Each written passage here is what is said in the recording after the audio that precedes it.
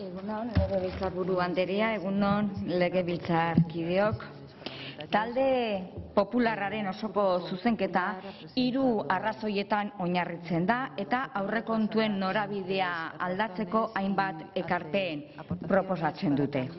Guzti honi erantzuteko denbora mugatua dut, berak 35 minutu egonda hemen hitz egiten, nik soilik 10 minutu ditut, beraz aukeraketa bat egin dut, hala ere datorren astean zuzenketa partzialen eztabaida dugu eta iritzi desberdinak kontra jartzeko aukera izango dugu. Beraz, ez gaizki hartu nire erantzuna partziala baldin bada, arren eskatzen dizut Barreda jauna.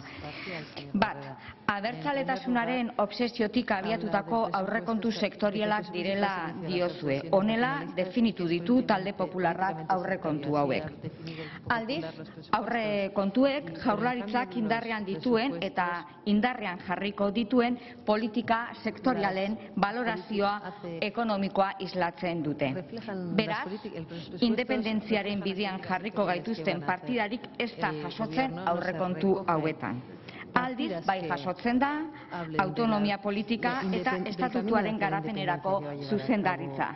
Naiz eta jakin badakigu urtetik urtera zuzendaritza honen arrakasta geroz eta ahulagoa dela eta ez jaurlaritzaren intentzioa horrelakoa delako, baizik eta gobernu espainolatik hainbat muga jartzen zaizkiolako Gernikako estatutuaren garapen osoari.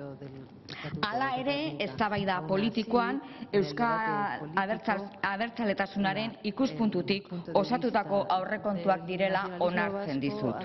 Beraz, balorazio politiko bat eginez, gogoratuko dut, Euskal Autonomia Erkidegoko gehiengoak jaurlaritzak estatutu berri baterako proposamenari baiezkoa eman ziola. Legebiltzar honetan gehiengo absolutua lortu zuela eta herritarren gehiengoak herri galdeketaren alde erabakitzeko eskubidearen alde azaldu dela. Eta guzti honi, demokraziak ezarritako arauak errespetatzen baditugu behintzat erantzun bat eman behar zaio. Eta hori da jaurlaritzak eta bere izenean lehendakariak eskaintzen duena. Irailean aurkeztu zuen proposamen berri horretan. Beraz, proposamen hau erabat demokratikoa da eta erabat Euskal Autonomi Erkidegoko hiritarren gehiengo batek eskatzen duenari erantzuten dio. Eta inolaz ere ez dira aurrekontu sektarioak. Talde popularraren egiaztapen honen kontra, azken soziometroaren datu bat gogoratuko dut. Euskal Autonomia Erkidegoko herritarren 64% Eusko Jaurlaritzan konfidatzen du. Eta konfiantza maila hau Europako bataz bestekoa baino altuagoa da. Are gehiago, Alderdi Popularra bozkatzen dutenen 53%, Alderdi Popularra bozkatzen dutenen erdiak baino gehiagok jaurlaritzan konfiantzen du. Beraz, ez da inolako sektarismorik praktikatzen Barreda jauna. 2. Fikziozko aurrekontuak, zentralistak eta espansiboak direla diozue. Ez dut oso ondo ulertu, zer esan nahi den honekin, hala ere atal honetan ematen diren hainbat datu okerrak dira eta parte hartze honetan zuzendu nahiko nuke. Ez da egia ekarpen lege berriaren arabera jaurlaritzak finantza baliabide gehiago duelik. Koefiziente vertikala murriztu eginda, 70,54tik 0,60 pasada. Murrizketa hau udalen parte hartzearen alde izan da. Koefiziente vertikala murriztu da eta aldundiei udala finantzatzeko aholku bezala finkatzen zaien gutxieneko portzentaia 50,53tik 54,7 igo da. Onartzen da udalek bere gain geroz eta eskuduntza gehiagoz arduratzen direla eta beraz jaurlaritzak udalen alde galdu du. Jaurlaritzak galdu egin du.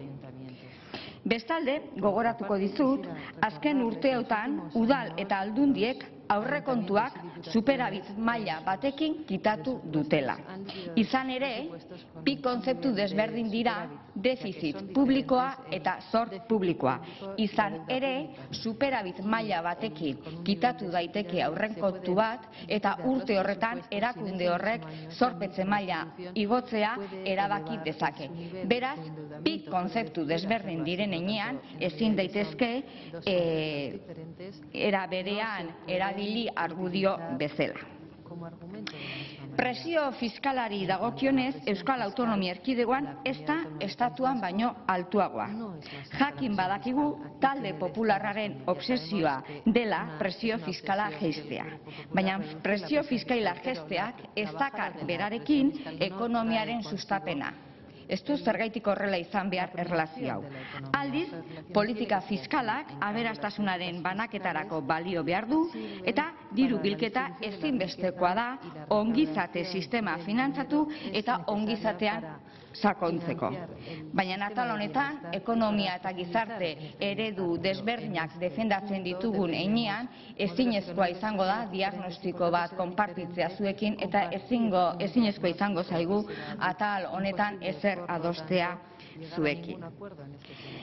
Eragiketa arruntek ez dute 22ko igoerarik jasaten, eta bai 9,7koa, eta gogoratuko dizut igoera hau aurrekontuak bere osotasunean jasaten duen igoera baino baxuagoa dela. Beraz, ez dago gastu arrunten espansiorik. Aldiz, inbertsioen aldeko apustu sendoa egiten da, inbertsioak 27,3an hasten dira, aurrekontuan 22 direlarik. Eta inbertsioen inguruan aipamen berezia egin nahi dut, azken urteotan Euskal erakunde desberdinek estrategikoak diren azpiegiturak finantzatzeko era koordinatu batean saiakera hau egiten dutelako.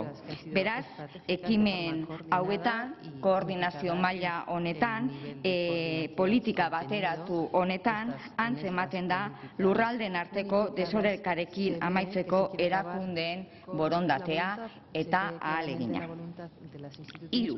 Hiritarren arazoak areagotzen dituzten aurrekontuak direla diozue.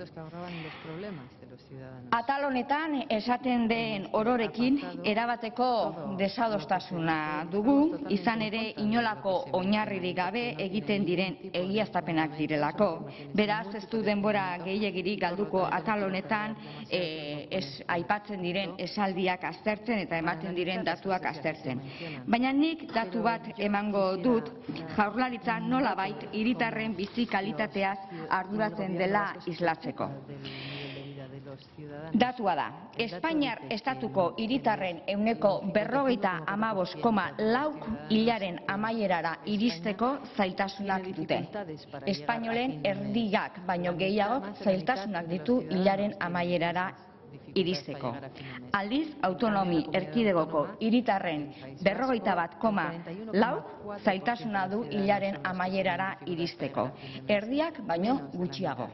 Beraz, agian, errepidean dauden kartel erraldoi hoietan, para llegar a fin de mes dioten kartel hoietan, Rajoyren argazkia kendu eta Jaurlaritzako sailburuen argazkia jarriko nuke, eta hori da Eusko Alkartasunetik egiten dugun proposamena. Beste datu bat ere, zure interbentzioaren arabera, gogora etorri zait, eta da, Espainiar familietatik soilik 29 duela diruren bat aurrezteko ahalmena hilaren amaieran. Aldiz, Euskal Autonomia Erkidegoko familietatik 53,22 du dirua aurrezteko gaitasuna. Datu hauek inekoak dira, ez dira Eustatekoak, beraz, sinisgarritasun bat mereziko dizuela uste dut.